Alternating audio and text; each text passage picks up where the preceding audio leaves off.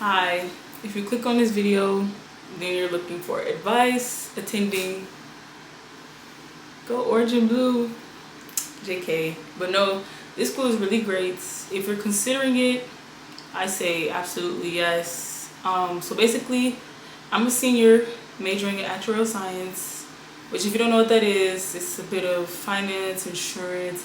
It's surprisingly, I'll talk about geese, but surprisingly not in the school of business. It's in LAS, but I take a lot of classes that's in the school of business.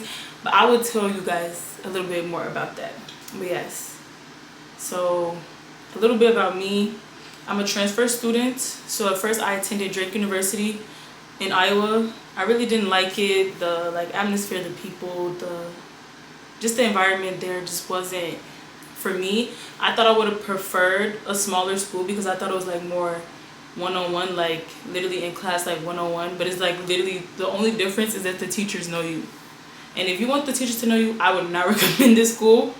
Your classes, like you're looking at like 250 in some classes, 500, 1,000. It gets a bit hectic. So if you're looking for a smaller school, this school is not for you. No matter if you think like, oh, your major is small, this school is not for you if you want like your teachers to know you. Until you get to like your major classes, like your senior year, like it's only like 30 of us in class, but for the 3 years, you won't really know your professor like that. Well, you can try, you can speak to your professor, you can make sure they know you, but it will be so many students that like you wouldn't be able to be besties with your professor. So I would like to start with transferring.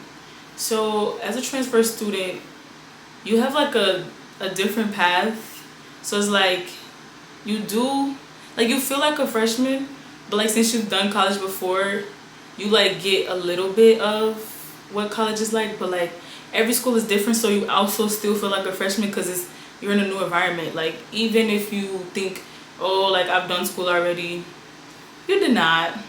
I thought I ate my freshman year at Drake. I knew that like my work-life balance was like terrible. My school life balance was terrible. Like I didn't have any friends at that school. Like all I did was school all day. So it was like no temptation ever because I had no friends. Versus at this school, it's like it's parties. Which I'm not really a party person, so that's not my temptation. But it's parties. It's like 500 registered student organizations. It's frats and sororities. It's just a lot. Like basketball games, volleyball games, which I'm gonna talk about the volleyball games real quick. The volleyball games are free. They're a Huff Hall. The basketball games are usually like $15. Football games, they'll have like 2 free football games each year, and then after that you have to like you get like the seasonal pass or whatever. I don't know how much that is. I'm not really into sports in my school, but we good at sports, but that's just not my ministry. But anyway, as a transfer student, it was still like a huge adjustment because I feel like I already like I'm not gonna say I came in cocky because I knew I knew not to do that, but I came in confident like, oh, like I already did school already. Like I did school with having no social life, so like it can't possibly be that hard here. But since I went to a smaller school, it was like I still feel like I was in high school. Like genuinely, I feel like I was still in high school when I came to this school because it's like, oh, like classes are 50 minutes. You have lecture and discussion, which in my school we just had like class. There's no such thing as like a lecture and discussion. But since the classes are so big, they have to have a discussion, which is more like one-on-one time with the TAs, which, the TAs are cool, but like they're also in school learning as well. So they're not like as advanced with like helping specifically as like the professor would be. But the TAs they're pretty good here. I won't lie. I had a TA for one of my classes and he helped me more than the teachers. So don't knock the TAs until you try them. If you try them and you realize like it don't feel right, don't talk to them. You don't have to because there's so many ways of studying and learning and getting the content. So yes, as a transfer student, do not come here thinking that you already know what you're doing because this school is going to knock you back 60 feet. Like, yeah, it was very hard for me to adjust because it was, like I said, it was a big school. In my old school, I could get to class in 5 minutes. Like, if I woke up late, like 30 minutes late, I can get to class in 5 minutes, brush my teeth, do everything, and then get to class in 5 minutes. Here, if you wake up late, if you can catch a bus, you may be okay. If you cannot catch the bus, just take your L and just go study somewhere instead during that time. That's what I would do. Every time like I wake up late and I realize I'm gonna miss class because I have 30 minutes to get ready and get to class, I would just go to like, cause I lived in a 6-pack, I would go to Ike. I would learn there, do some work until my next class, or I'll go eat or whatever. But like, maximize your time. If you miss class, it is not the end of the world. I promise you, those lectures are so big, the notes will be posted. Like, I'm not gonna say you're not missing anything, but for some classes you will be missing something. But for most classes, like, don't beat yourself up because you missed one lecture. You're human and you're adjusting, and you're probably 18, literally trying to be an adult. You will be okay. Like, no one is beating you up but yourself. If you having a hard time, then it's in your head. I promise you, no one cares as much as you care. So yes, let's talk enough about the transfer students. Number 2, let's talk about the libraries and finding like study spaces. So I'm a gatekeeper, but for the sake of freshmen, I'm gonna be nice and I'm gonna tell y'all where I like to study. Please don't steal my study rooms, please. But no, every year I switch my study room because I don't know if it's just me, but like I get PTSD if I like walk back into a place where I study for like, you know, like linear algebra, and then I failed linear algebra, which I didn't fail linear algebra, but in my head I failed linear algebra. So it's like, I can't go back there to study a new topic. Like, my head is clouded. Anyway, I'm gonna give y'all my few study places that I like to do for like each subject.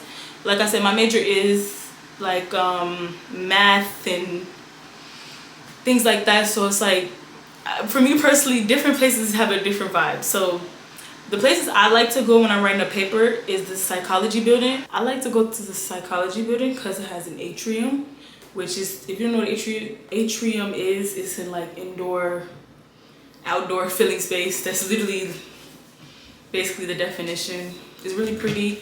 Only thing is, it'd be like little bugs. Like, I mean, it's like very earthy in there. But don't think of like a green room. It's just an atrium. So if you Google atrium, then you'll be able to find it. But I like to go there to write papers because it's like very quiet. Like, when you do this to move up your seat, it sounds like you're screaming inside of the whole place. And it's just not a good time for like if you're doing something that's stressful. My second place that I like to go to when I write a paper is called Siebel Center of Design. It could get very distracting in there because that's like our design like building. So it's like models and crafts and sculptures and a lot of like events to just do there. So like we have arts and crafts, and it's just busy, but like it has good vibes in there. So if you're writing a paper, then like, you know, you may like find inspiration, and like it's so cute to like sit by this area. Like, if you go, you'll know what area.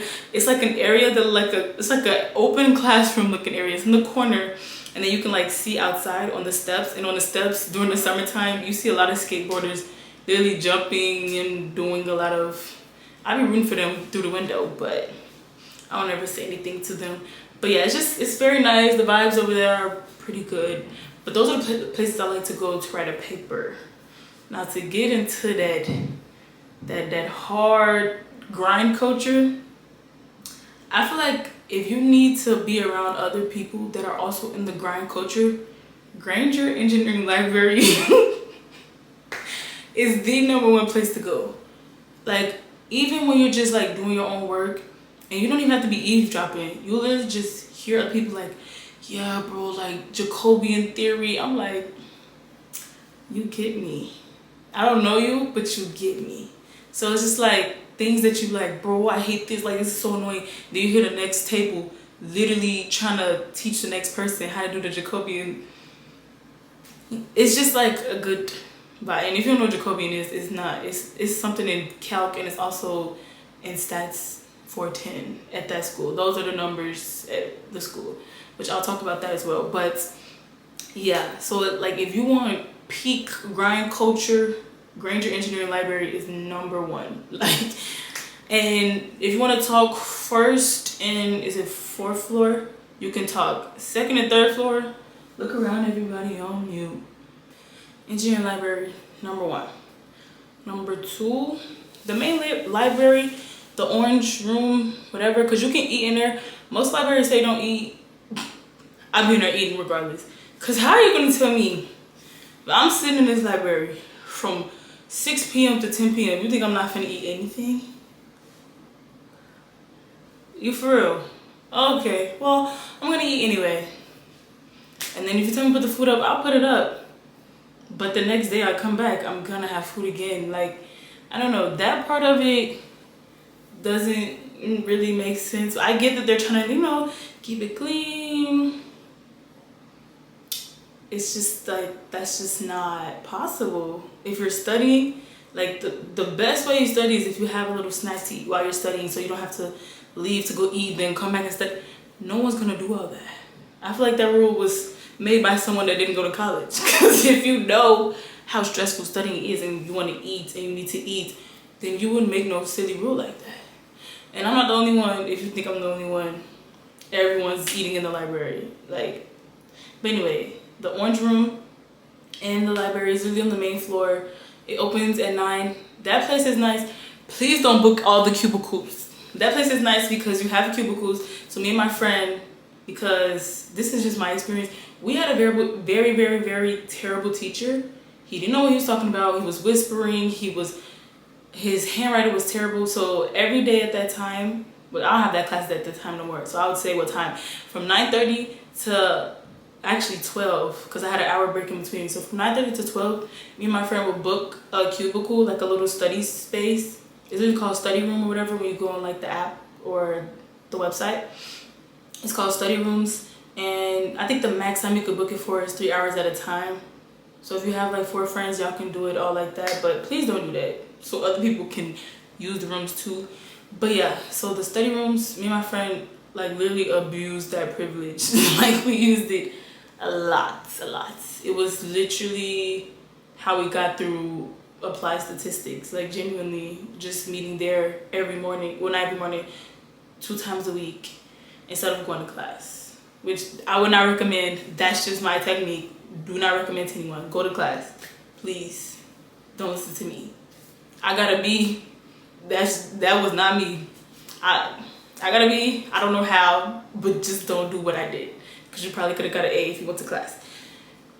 Anyway, another one is the Aces library. I like that one because it's just pretty. Like if you go to the 2nd floor and then like you look out, you could just, well, I'm a person that likes to watch people do stuff, so I'm nosy and I like watching people do stuff, so it's just very nice and it's like peaceful. They have like this little area in the corner, so you don't have to like really get distracted by other people like that. It's just nice. The tables are big. One thing about me, my computer, I have the 16-inch like HP. It's very big.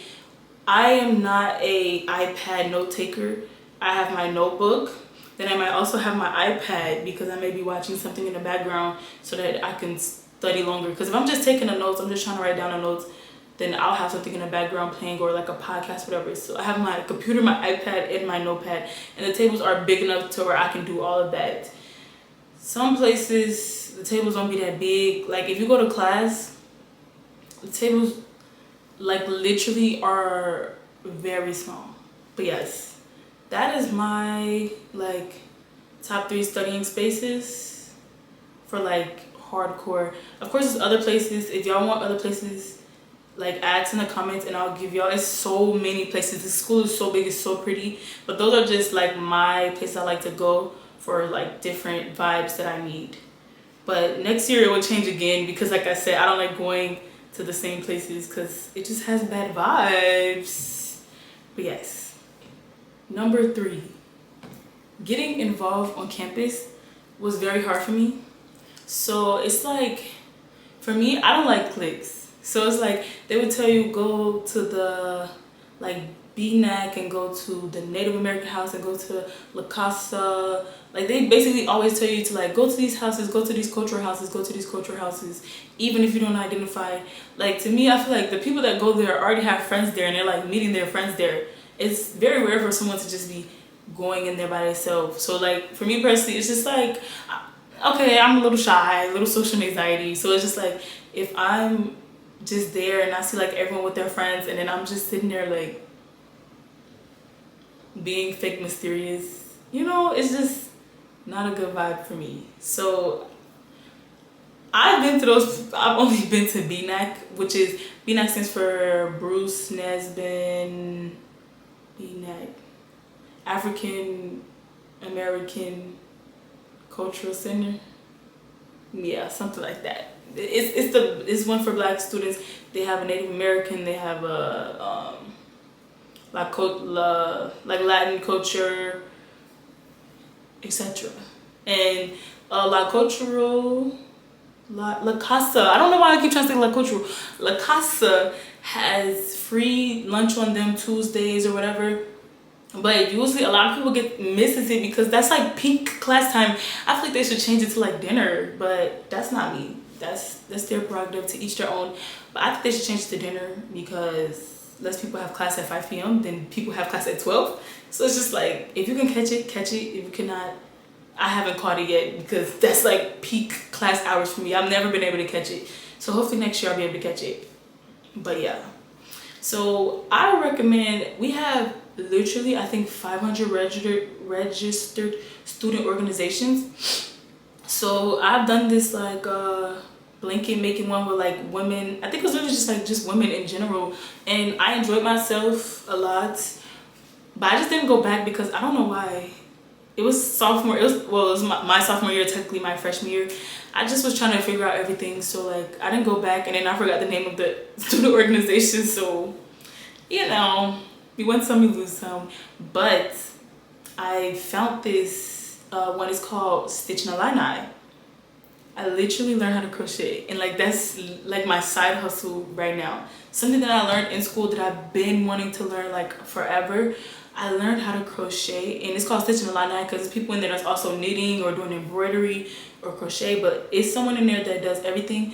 And then it's not like a class like, oh, sit down everyone, tell us what you're working on. It's generally just people that likes to crochet and do like the same hobbies as you. We all just meet at one place. I think it was Thursday from 5:30 to like 7:30. We just meet at one place and we just crochet or knit together. So when I was in there, like my first time, I was, you know, trying to conquer my fears. So I went by myself. I was just sitting there like, oh, like when is the class gonna start? And then someone was like, oh, like do you need help? I was like, yeah, I was just wondering when the class starts. And they're like, oh babe, like no, like just ask someone to teach you. I was like, oh, okay. And so I met this guy named Julian, and he helped me crochet. And then after that, I would go every Thursday to just work on new projects with them at the same time. And it was a great time. Like I really enjoyed that RSO. So I wouldn't recommend the ones that people are always talking about, like sororities, fraternities, if that's not your vibe. Because I'm not gonna say it's like pushed, but like it is kind of pushed, because literally on the sidewalk it'd be like, rush from this, like we get it, like okay, but like that's not one cup of tea. So literally just go on the website, UIUC, like registered student organizations, and it should be a list. Like if you like dogs, it's one for people that like dogs. If you like volunteering, it's one for volunteers. It's really one for specifically just for female engineers, if I'm not mistaken. They have one just for Black engineers. They have actual science one, like anything you want to do. They have, if you would like to dance, we have like 50,000 dance teams. Like whatever you want to do, you'll find something. On top of that, I'll also recommend intramural sports, which they have volleyball and badminton and karate and boxing, and once again, it's too many things to name. And like just take advantage of those things. Like those aren't free. The registered student organizations, those ones are free. Some of them you might have to charge, like they might charge like a little small fee, like $20, $25. But the intramurals, I think it's like $45 or $60 or something, depending on what it is. So that is not free. I have not tried any intramurals because my schedule just never aligned with intramurals. I don't think I'll ever try them. Like it's cute, but I just don't want to pay and then not commit. So yeah. Yeah, so just get involved in whichever way makes you comfortable.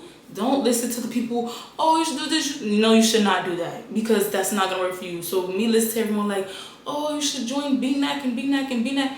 That's not where I want to be, which love my people, but that's not where I want to be at that time. At that time, I want to be with actuaries because I'm struggling in my classes with my major. I want to be with fellow people that, you know, are having the same struggles as me. I wanted to pick up on a new skill that would help with my anxiety. So like, don't let anyone tell you you need to join this, you have to join that. Literally walk away. Like, don't even listen to them. Like I said, so many things you could do.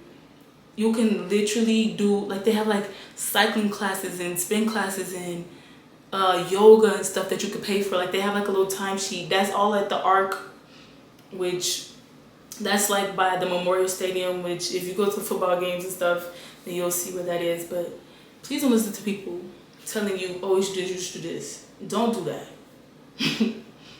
Okay, let's move on to the next one. Pretty short, but it's literally like my number one tip. I'm like actually begging. I will literally get on my knees in bed. Please take summer classes. Please, like, if you have the time, if you have the extra money, please save yourself the time and money and take some. I'm like actually begging you to.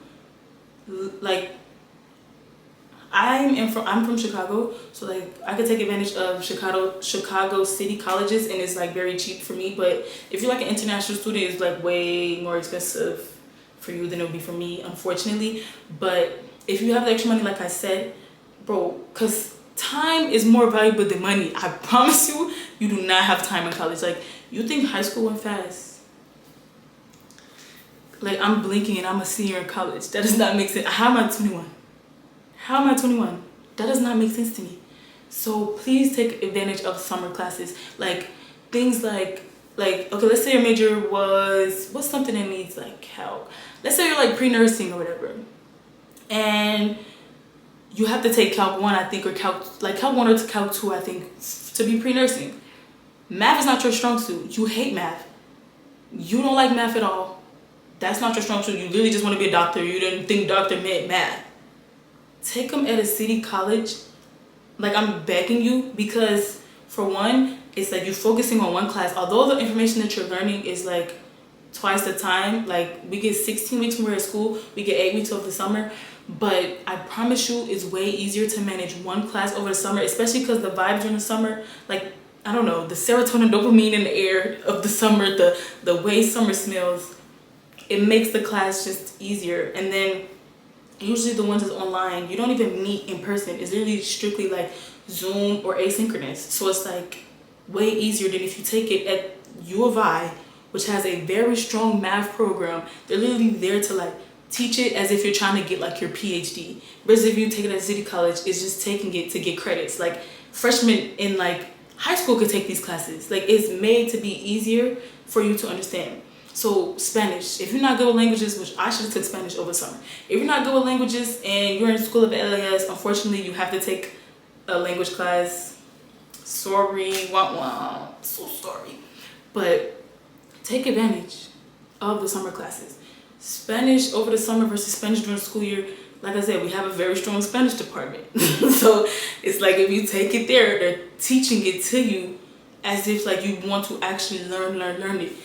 If that's not your strong suit and you just have to take it, which I just have to take it, which eventually I want to learn languages, but as I'm already in school and I'm trying to worry about linear algebra, you think I want to learn Spanish at the same time? Like, that's just, it's doable, but it's just not realistic. So please take summer classes. Like, I'm begging you. Like, that's like my number one tip, is to take summer classes if you have the time, the money, etc. This one is a little controversial. I want to talk about advisors.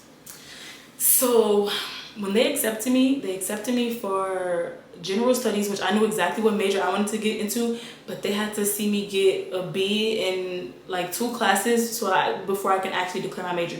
So I was in general study. And if you don't go in there already with like your major, the advisors are not that good. And I'm gonna tell you that. I'm gonna tell it as it is. I have had like 3-4 advisors, and they've all been, I mean, absolutely terrible. Lied to me. Lied, straight up lied in my face. And since they're not like an actual science, they can't offer like real advice. So my path in college was so bad because I was listening to advisors. So when I transferred here, which I guess they probably already thought like, oh, like she's done college, she can handle UIUC. No, I cannot. I got here, they put me in Calc 3, Stat 400, and like this ASRM class that I need or whatever, all at once. I'm trying to juggle all these classes, which I had like 5 classes, and the other 2 were like writing classes. It was like, I'm trying to adjust to this big, ginormous school. I'm trying to find myself at this school. Do not take 3 like hard classes at the same time as a freshman. Like or first year in general, because I wasn't a freshman, but I was a first year. I literally failed. Well, I got a D, which a D isn't technically failing, but to me, that's failing. I got a D in a class.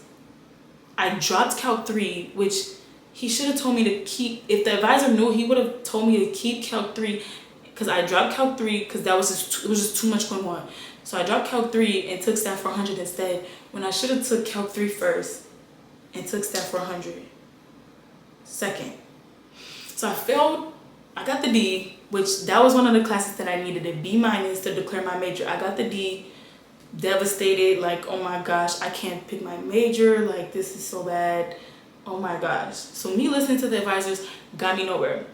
Another instance, studying abroad. So this is going to be like a 2-for-1. Studying abroad, we have very good study abroad programs. It's quite expensive if you don't get financial aid. I don't get Pell Grants and like the ones that like Illinois residents get, because my mom is middle class. She makes too much, so they think that I don't need money.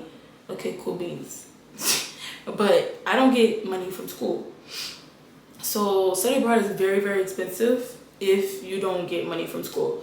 But for instance, studying abroad. So I was like, oh, I will go to Madrid for 6 weeks, I think, over the summer, 4 to 6 weeks over the summer.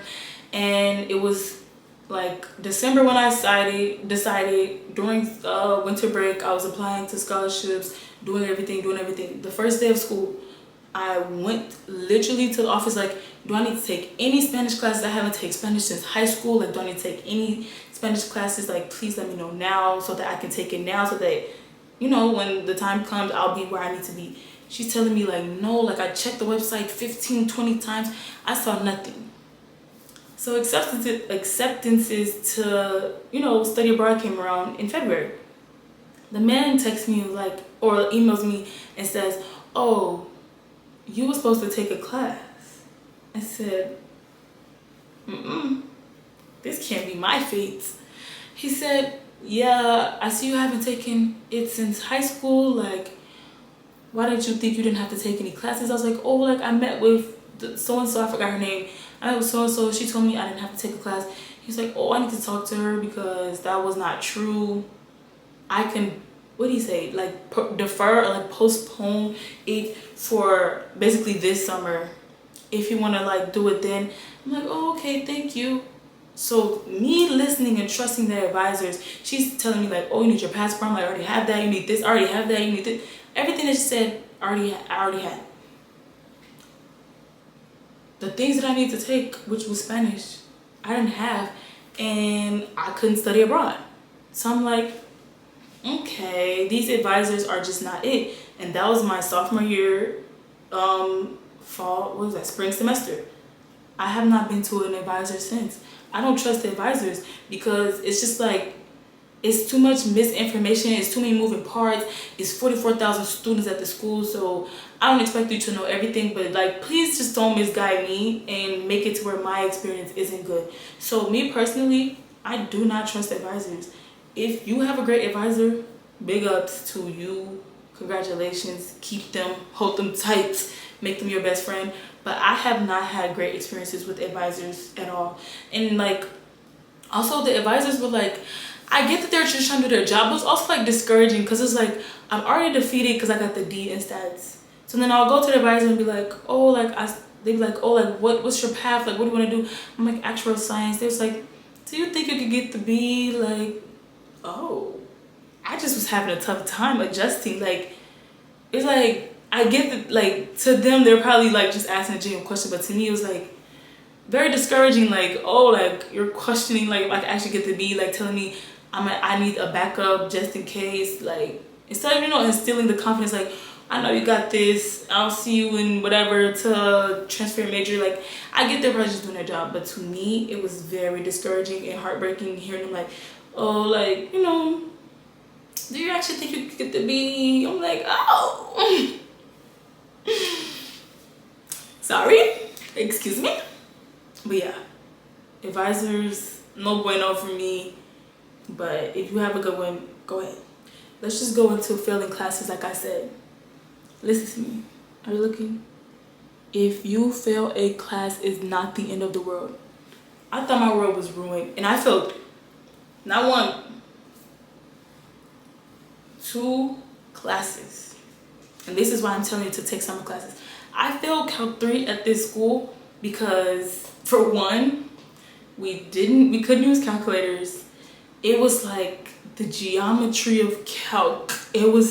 Calc 3 was brutal. Calc 3 was bad. Calc 3 was terrible here.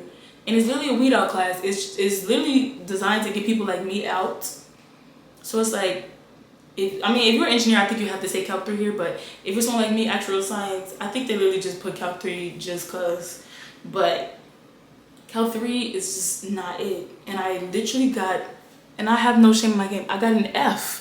A literal F.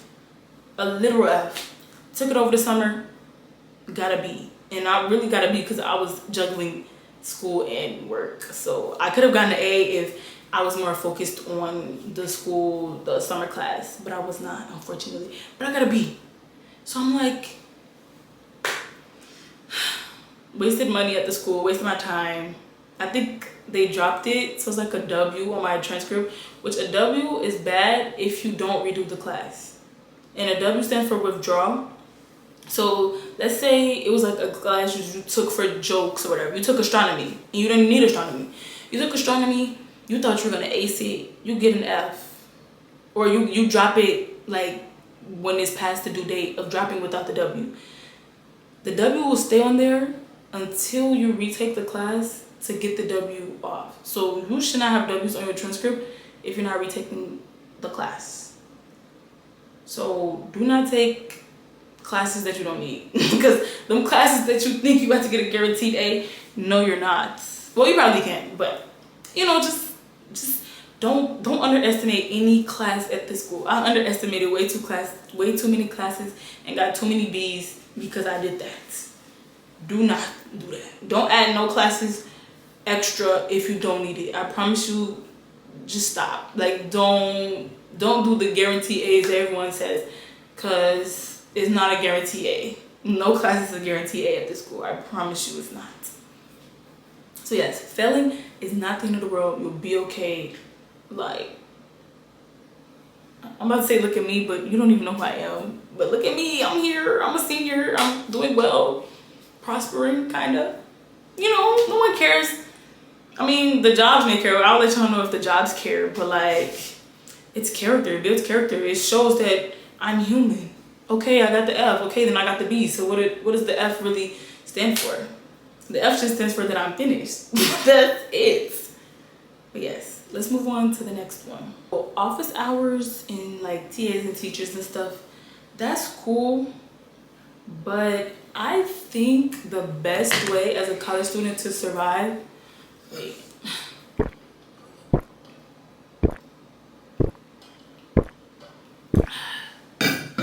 the best way to survive is having people in your classes doing it as you go.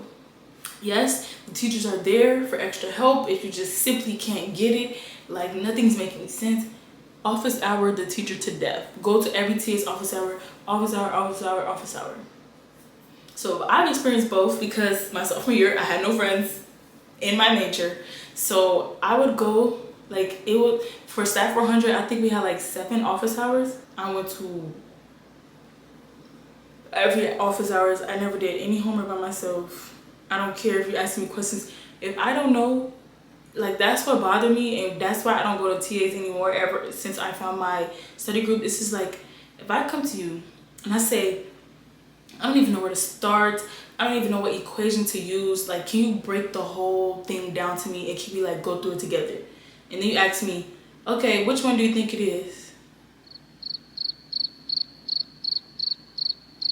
Like, now I'm getting annoyed, and now you're wasting time for me to guess through every single possible one because I genuinely don't know which one it is.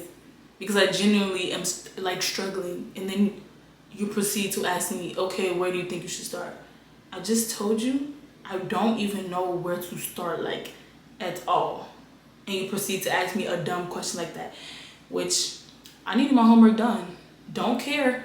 Gonna go to every single one of their office hours. You're gonna know me. Oh, you again? Yep. I'm paying you. Like, this is literally my tuition, right? Your only job is to help the students and grade papers. So you can't help the students? I don't care if you think I'm bothering you. That's your job. It's for me to bother you. It's for me to pass and for me to bother you. I don't care.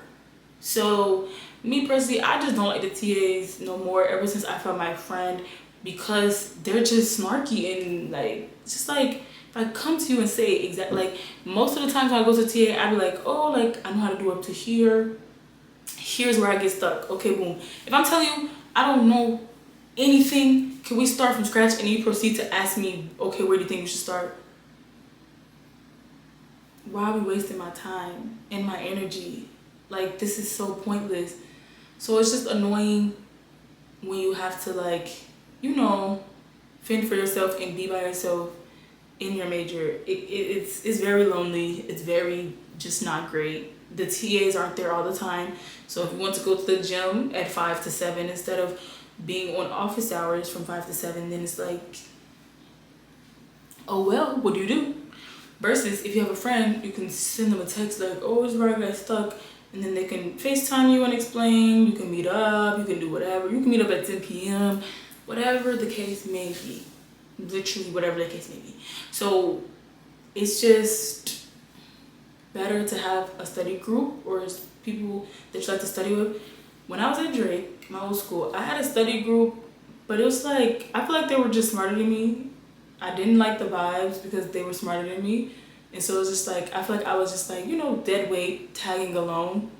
So I feel like the perfect group size, maybe like 2 to 3. Like once you get to like 4 or 5, it's like a select few people that's doing most of the work, and then the other ones are like freeloading. So if you don't like feeling like you're freeloading, don't do big groups. It's not fun. If you do 1 or 2 like people in the group, or 2 to 3 people in the group, way better. I feel like you get to build a friendship because it's like just 2 of y'all versus a group. It's like, you know, you're trying to be friends with everyone, and you know, if you don't really vibe with this person, and yeah. So I found, because for one, of course, I'm Black, if you can't tell, shocker. In my major alone, it's not that many women, and then on top of that, it's no Black women. It's, I only know 3 Black actuaries. It's me, my friend, and my other friend. One friend is behind, like she's a sophomore, so like she's behind. The other friend, she's technically a sophomore, but she's so smart that she's literally like, it's like technically her 3rd year, but she's a senior with me. And that's the person that I study with all the time. That's the person that we will book the room 9:30 to 12. We don't even have to be like doing the same thing at the same time, working through it at the same time. We'll be doing a homework assignment together. We'll be like, oh, this is where I got stuck. Okay, let me explain this part to you because I get this part. The next part I don't get. Oh, I can do the integral part, but I can't do this.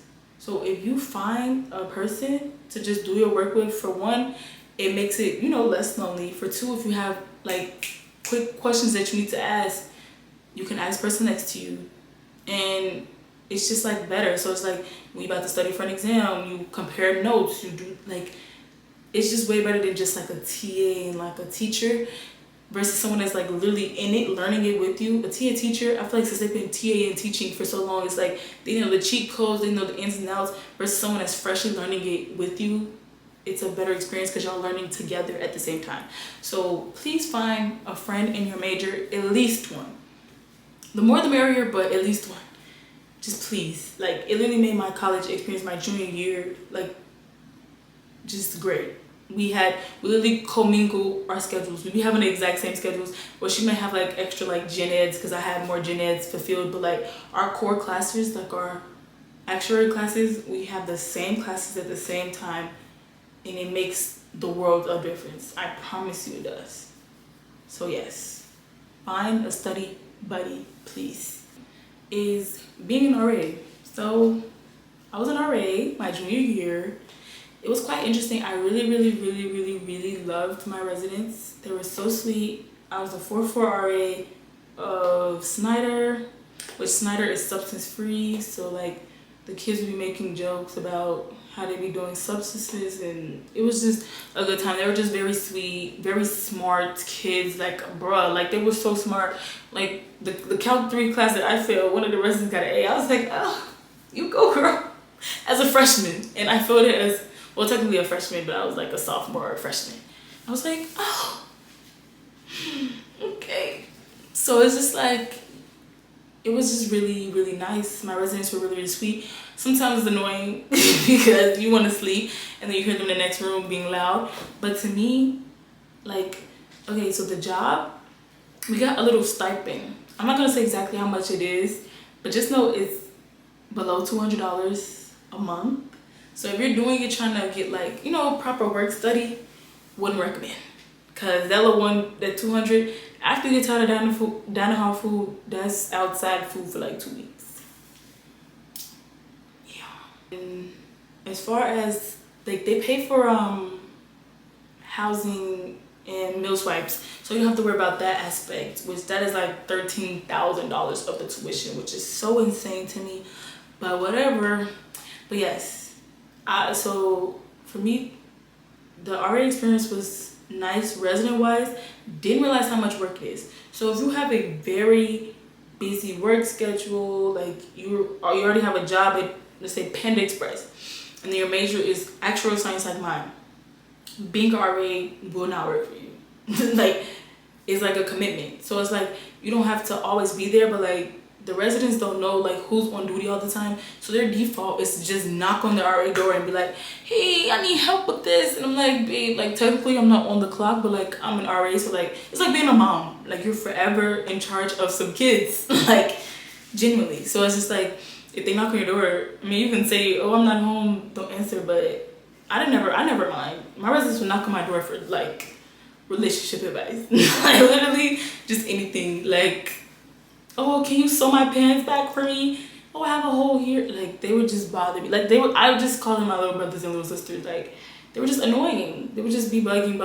But I didn't mind because they were sweethearts. But some residents, because like I said, we're substance free, no alcohol, no smoking. So those residents are quite annoying to deal with, because it's like, you know, you can't technically accuse someone of like been drinking, because it's just like that could just be how they are. So that's kind of like rude. Like let's say if that was just my personality and you'd be like, oh, you've been drinking, like you can't just say someone's been drinking. So it's just like those type of people are annoying to deal with. So it's like, you know, that's quite annoying. Bulletin boards, you have to do bulletin boards like 3 a semester. If you think I want to make a bulletin board over studying for my class that I'm paying for, you lost your mind. So then now my bulletin boards are lackluster because I really don't care. The residents never like, they asked me my major a million times. They asked me what grade I was in a million times. They asked my birthday a million times. And all of this stuff was on the RA board right next to my room. Did they read it? No. Did they knock on my door and bother me anyway? Yes. The bulletin boards, the residents don't even care about anyway, but it's your job, so you have to do it anyway. We have staff meeting every week from 7 to 9 p.m. on Wednesday. On top of that, you have duty. So when you're on duty, you get this phone, and if someone calls it, even if it's 5 in the morning, someone calls it and like, oh, I got locked out of my room. That's what you gotta do. Get up, go do this, go get the master key, go key them in, go do this, go write an incident report, go. No one wants to do that. That is so annoying. So like the administrative part of it was a 0 out of 10. My staff, 8 out of 10. The residents, my residents, 10 out of 10. All residents included, 7 out of 10. So it's just like, it was just very nice. experience, but if you do not have the time, do not be an RA. And then also when you become RA, you can't pick what dorm, you just have to suck it up. So if you prefer the 6-pack and you get far and par, like, looks like you have to be at far and par. I'm so lucky that I got the 6-pack again. I love the 6-pack, which the 6-pack is it's the closest, well, it's not the closest to class because Sherman and Daniels is the closest to class, but it's one of the closest. Like the 6-pack is like the closest quad to classes. And in the 6-pack, well, I guess I'll just go to the next topic. I rated like a 6 out of 10. And then we're gonna move on to picking dorms and locations and stuff like that. So the 6-pack, I'm not gonna lie, it's kind of annoying if you like to sleep in late, because the Memorial Stadium be juking all day and night. Like, well, not all day and night. Okay, like let's say you wake up at 12 p.m. Let's say you're a 12 p.m. riser. They will be having events from like the locals that live in Champaign and Urbana, having events. So it's just the intercom and people just talking all loud, like people on a loudspeaker. It's kind of annoying if you want your beauty sleep, but what can you do? The 6-pack, really nice. You're right there by Ike. I study at Ike often too if I just want to be close to food, because some days I be like super anxious, so I just need to eat. So it's like I like to be by the market so I can keep snacking. That's just me. But yes, Ike is cool for studying too. That's where the dining hall is. That's where you pick up your packages. No dorm in the 6-pack. You can't pick up none of your packages from like the front desk. That's not the front desk job. You really have packing station only at Ike for all Ike-berry people. So I prefer the 6-pack. So the ones that send the 6-packs that have AC but are a little older, Snyder, the one I lived at, Weston, Scott, Hopkins, Weston, I don't know if I said that. Those are the ones that have AC that are decently nice. It's just like an average looking dorm. The ones that are very new, very pretty, very renovated, I lived in Nugent. I love Nugent. It's just so pretty and you get to like just see everything. I love Nugent. And then it's Wasaja, and then Bousfield. Those all have AC too. They have central AC. They don't even have the boxes hanging out the window. They have central AC, and those ones are really nice ones. I'm not gonna lie, if you're a freshman, good luck getting into those ones, but your chances are not that high because the upperclassmen usually chooses those. So the ones you have the best fighting chance with is Nugent, Wasaja, and Bousfield. I'm sorry, you have no chance because they be storing the football players there, and yeah, like you may have a chance, like I said, but like you're looking at little to none, I promise. So yeah, just aim for Nugent if you want like a good dorm, but like not the best.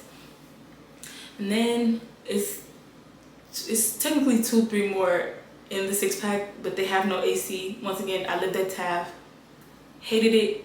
Literally after a month, I was like, I literally cannot do this. Filled out the application and I got moved to Nugent. Like, I could not do Taft. I can't do no AC. I'm a hot body. Was the hydrosis with the person that sweat a lot. I cannot. I was literally losing sleep. Like that's what I was trying to tell you. Like when I was struggling with classes, I was struggling to get proper sleep at night. I would get like 2 hours of sleep because it was so hot in my room that if I got too comfortable, I feel like I was dying. Like I was going down below. That's how hot it was. And then it was like, it was so vulnerable. The girls were sleeping with their doors open to get a draft in their room. You know how dangerous and dumb that is? But at that time, that was not dumb. To me, that was revolutionary because they were getting a little breeze at night and it was so hot in those rooms that it was really like, it was dehumanizing basically. So do not go to Taft. It's technically Taft, Van Doren, and then it's Barton and Lundgren. Exit them out of your list. Don't even put that as your list, please.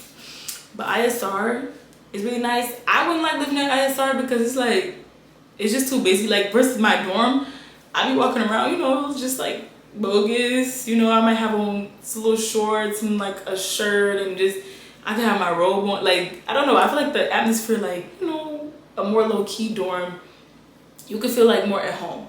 The ones at ISR, I feel like if you used to come downstairs with your robe and stuff on, people will look at you like you're insane, because it's like a main like study area and dining hall and all of the above. So like if you pull up with your robe, I think a lot of people will be judging. So I just don't think ISR is the best, but if you like it, I love it. Also, the six-pack is right there by the gym. As me, a gym rat, I really enjoyed the six-pack because I didn't have to take no bus to go to the gym. Literally walk right across the street. Snyder was right across the street from the Arc. Snyder and Scott are right across the street from the Arc. So it's like 2-minute walk and I'm at the gym. Versus all those other dorms that are not in the six-pack, you have to take the bus or you have to walk. Wouldn't recommend walking because the walk is 20 minutes from any of those dorms minimum. And then on the weekends, the buses, I'll talk about that as well. But yes,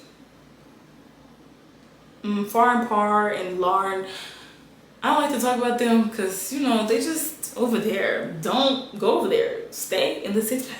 Those ones are like, okay, but if you have questions about them, ask me in the comments, I'll answer it. But like, I just don't prefer to talk about those because I've only lived in a six-pack. So, you know, just don't talk about things that you've never experienced for yourself. But from when I visited, I don't like Far and Par and all that stuff over here. Y'all keep that. But yes, on to the next topic. Food on campus. Once again, I'm a gatekeeper, but I'm gonna let y'all know because I want y'all to be like, I don't want y'all to be like, oh, the food here is so nasty. Okay. I want my thank yous in the comments because this is hard work for me having to try stuff by myself. So, hey, I want my thanks. Okay. Sushi. Best sushi, best vegetable dumplings on campus. You can let people say it's sushi, Ichiban, this, that, and the third. It's Cold Fusion. I don't care what nobody say. Everyone that says that, they never had Cold Fusion. Sushi, Ichiban ain't got nothing on Cold Fusion. Cold Fusion, vegetable dumplings, and their sushi. They have dollar sushi. It's literally for the brokies like me, the broke college students. You can get the dollar sushi. Even their other ones, they're not like that crazy in price. They're a little pricey, but they have dollar sushis like the spicy crab or avocado, creamy avocado, which the creamy avocado is really good and the spicy crab is really good too. But like, it's affordable. The vegetable dumplings, you get like 5 or 6 of them for $5. So it's like, it's great price and great food. And then right next to it is Basil Thai. I need to try the food. If y'all try the food, let me know. I think I tried it when my cousin graduated in 2019, but I haven't had it since. Get their Thai iced tea. Don't say I never did anything for you. I literally go there. Me and my friends literally go to Basil Thai first to go get our Thai iced tea, which is $5. And then we go, or literally like a few doors down to Cold Fusion to eat. And like our meals be like $20 or so for the drink and everything. It's worth it. It's worth it. I would do it again. Again and again and again and again. So Basil Thai for Thai iced tea. Everyone's Thai iced tea is cheaper, but it's not as good as theirs. I don't know what they put in theirs, but theirs is the best. So if you're looking for the best rice on campus, Thai Fusion has the best fried rice I've ever had in my life, actually. Not even just on campus. The best fried rice I've ever had. Like, the spice is so good. Like, it's just, I'm literally missing it right now. Like, I wish I was at school to get some Thai Fusion. Like, that's how good it is. I hate their noodle dishes. Their noodle dishes are just, they stink. They're illy prepared. I don't like their noodle dishes. I go to Bangkok Thai to get my pad Thai, or if you want red curry and all that stuff, I go to Bangkok Thai for that. I've also tried their Thai tea, but it's not as good as like Basil Thai. But yes, Bangkok, so good. Pad Thai is undefeated. Their pad Thai are undefeated. The best pad Thai I've ever had. Once again, to each their own. If you like the noodle dishes at Thai Fusion, you know, go off, sister. That's you. But my opinion, I don't think it's better than Bangkok. Also, unpopular opinion again. Okay, I'm gonna sound a little, you know, like haterish. Whoever said Moe's is good, that crap is so gross, so dry, so bland, so nasty, disgusting, all of the above. And I'm not gonna lie, all the people that say that is good are people that are not of color. I'm just letting you know. All the people that say it's good is people that are not of color. The people that are of color prefer Burrito King or Moe's taco truck. And me and my boyfriend just went to this restaurant. It's not on campus, it's off campus. I think it's called El Toro. Their Mexican food is really good too. But on campus, Burrito King and Moe's taco truck, top tier. I don't care. People like, oh, it's fake meat, is this a mystery meat? I don't care. And before you say anything, Burrito King burritos are disgusting.com. Like, ew. We have Chipotle literally like a few doors down, so if you want a real burrito, go to Chipotle. Burrito King burritos are disgusting. Their steak Mexican style tacos with the lime and the salsa verde, it's gonna do it for me every single time. Moe's, their birria tacos, queso birria tacos, 10 out of 10. The little motor oil with the taco, 10 out of 10. If you're looking for good samosas in Indian food, okay, samosa specifically is called Signature Grill. I literally, like, when I'm on my, you know, studying things and I get too stressed, I would go to, like, I would probably go to Thai Fusion to get rice, then I'll go to Signature Grill to get samosas. But the best Indian food I ever had in my life, once again, is Himalayan Chimney. It's not on campus. I haven't tried Naya yet. Everyone says that Naya is good, but I don't think anyone is beating Himalayan Chimney. Sorry. Himalayan Chimney is that girl, and it's just so good. So off campus, Himalayan Chimney. Also downtown, off campus, New Street Blues. Before the black people come in here and tell me, ew, their fried food is nasty, ew, their fried food is nasty. It's really New Orleans style food, and then y'all go in there to go get catfish. Like, I don't know, that's just not New Orleans to me. Get the jambalaya, get the gumbo, get the fried greens, tomatoes, the fried okra, the Creole pasta. Like, go get the stuff that New Orleans is known for, the po' boys and stuff. Y'all go there to go get Sunday dinner, of course. I don't know, I don't think New Orleans people are known for that.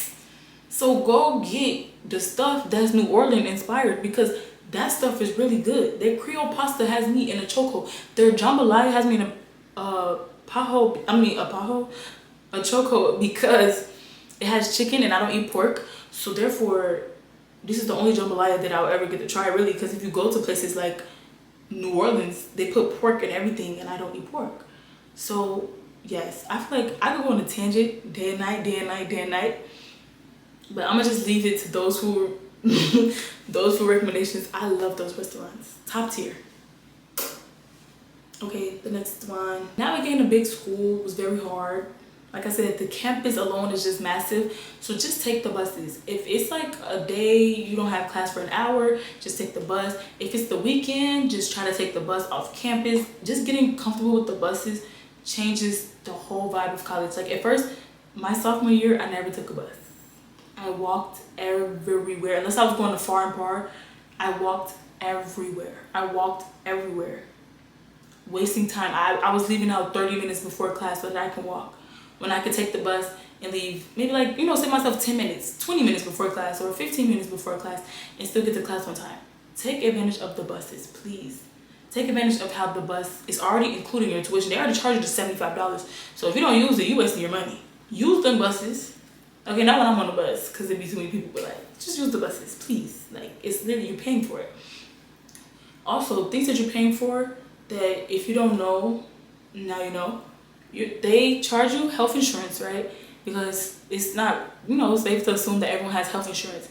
If you have a provider or whatever and they take the provider, cancel your insurance and you get $725 back for canceling and saying, I don't need the school insurance. It helps every year. That little $725, that can be money for your books. Okay, but navigating a big campus, use those buses. Go sit in the quad, go talk to people, go to the gym, go, anywhere and you'll meet someone. I promise you. RSOs, all the above. Okay, now the next. Once again, I keep putting y'all on like it's not even funny. I don't buy books from the bookstore. Only time I buy books from the bookstore is if it's like a workbook specific to UIUC. If it's not specific to UIUC, I'm not buying the book from the bookstore. Even when they be like, buy the Cengage code from the bookstore be like 180. If you go on Cengage, it be like 125. Don't buy anything from the bookstore. And let me tell y'all my other personal tip. And if y'all use all my books, well, not that many people do actual science, so I don't think y'all be using my books. So I'm gonna tell y'all anyway. Go on eBay. Go on eBay. It's some thrift store selling the book. I got a book that was $275 at the bookstore. I got it for $12 off eBay because it's a used thrifted book that some thrift store is selling. Please take advantage of eBay. Like, please take advantage of thrifted things, because most of the times they be like, oh, you're gonna need the book. The book that I bought for $12, I wish I still had the $12 in my pocket because I didn't touch that book once because he had all the lecture slides. Are we dumb? Why are we telling us to get books that we don't need? So do not buy anything from the bookstore. Don't buy books before classes start. Wait till class start. Do the free trials, because most of them, they give you like a 7-day free trial. Make sure that the class is comfortable for you, because the last thing you want to do, like I did with Cengage when I was taking Calc 3 and I ended up dropping in to take the next semester, I wasted $140 because I didn't even end up staying in a class that long when I could have just did the free trial for like 14 days or whatever, because I think it was like 3 weeks and I decided to like quit or whatever the case may be. So do not buy no books before classes start, because if you try to sell it back to the bookstore, even if you just bought it 2 minutes ago, they're gonna tell you, oh, we only could give you like 75% back. I haven't even left the bookstore yet, and you tell me I can't return this freshly new book that I haven't even brought outside to smell the air? Are we serious? So yes, do not buy any books from the bookstore. I've only ever bought workbooks from the bookstore, like my Spanish workbook and my econ workbook. Those are the only 2 books I've ever bought from that bookstore. And those helped me a lot because they were workbooks and they were specific to the school. Do not buy big donkey books that's just definitions from the bookstore ever in your life. That saves you a lot of money. Like, I know people that be like, oh, I spent $1,000 on books. I spent $200 on all 5 of my books because I got my little Cengage code and then I bought the rest from eBay. Don't do that, please. And then really the next thing I really want to just say is like just tips and advice. Like I said, just my biggest advice is take this opportunity to learn yourself. Take this opportunity to become a better version of yourself. Me now versus freshman year, or I guess sophomore year, me when I transferred, are I was so fragile. I had imposter syndrome. Like, it was I was so delicate and just didn't think I belonged in spaces where I belong. Take this time to do new things. I fell in love with the gym. I'm a gym head now. I learned how to crochet. It's really healing my anxiety. It's a way I make money. It's an opportunity to just make new clothes. Like, just become a better version of yourself. Another advice, that big group of 60 friends that you came to school with, you're not, I would bet you $10 that y'all all won't be in that group senior year. Y'all might say hey when y'all walking past each other down the street, but you will not be in no big group like that talking to those people like that. I promise you. Find your 2 few friends that you really enjoy, that you don't have to go to parties with, to have fun with. Find genuine connections, friendships. Don't be finding friends because, oh, I think she's pretty. Find friends because you think her insides are pretty. Find friends that are in your major who gets your struggle, and post-grad, you may have an opportunity to work together. Find genuine connections and leave the, oh, I like her because she has blonde hair and blue eyes.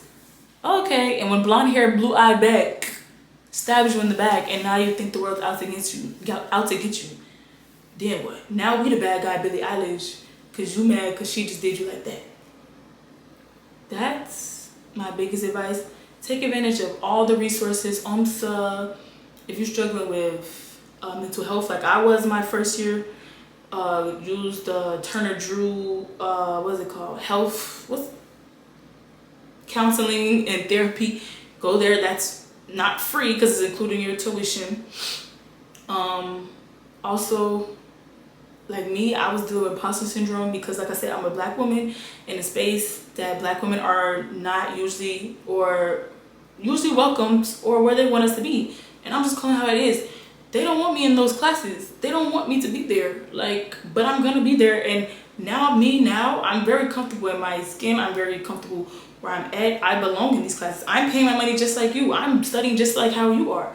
So if you're struggling with imposter syndrome, like, I promise you'll find a way over it eventually. But I struggled with that so bad my sophomore year because it's like, it's just hard seeing no one like me in my classes. Like, and that's the thing, it's like, oh, they preach minority. Like, okay, you saw a lot of brown kids and a lot of Asians and a lot of Mexicans and Hispanics, and you saw everyone.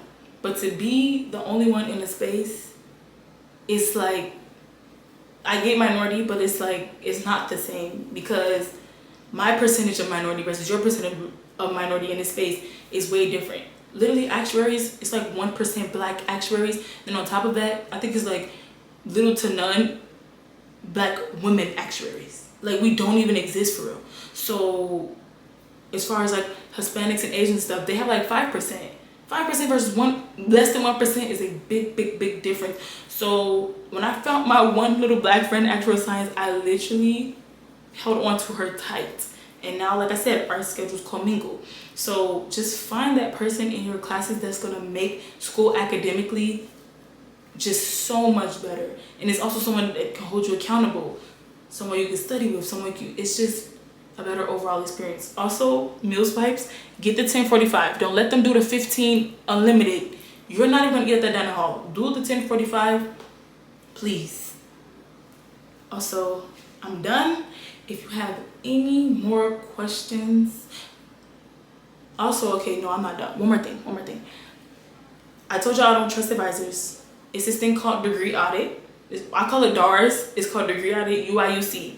If you go in there, you put your major, you'll put the specifics. They tell you exactly what classes you need to take. So when I found out my teacher scammed me and made me take 2 rec classes when I could have just my advisor made me take 2 rec classes when I could have just took rec 105 and fulfilled 3 different things, I never went to an advisor again. So if you go to DARS, if your advisor telling you, oh, take this, she don't know what she's talking about, or he don't know what he's talking about.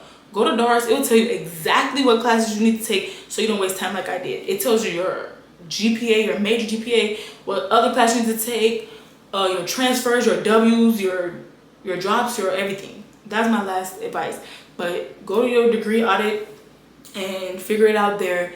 Also, applying for classes are a nightmare. So make sure you have no holes in your account, because that will mess up your whole thing. Because certain teachers are worse than others. So if you don't do it immediately, you're gonna get the class maybe, strong maybe, but it's gonna be that terrible teacher that got a 2 on rate my professor versus the teacher that got a 5. So yes, take that seriously. Other than that, I'm done. I yapped y'all ears off. I'm so sorry. But comment if you need anything. Let me know. I'll respond. But yes. Bye guys. Hope to see you in the fall.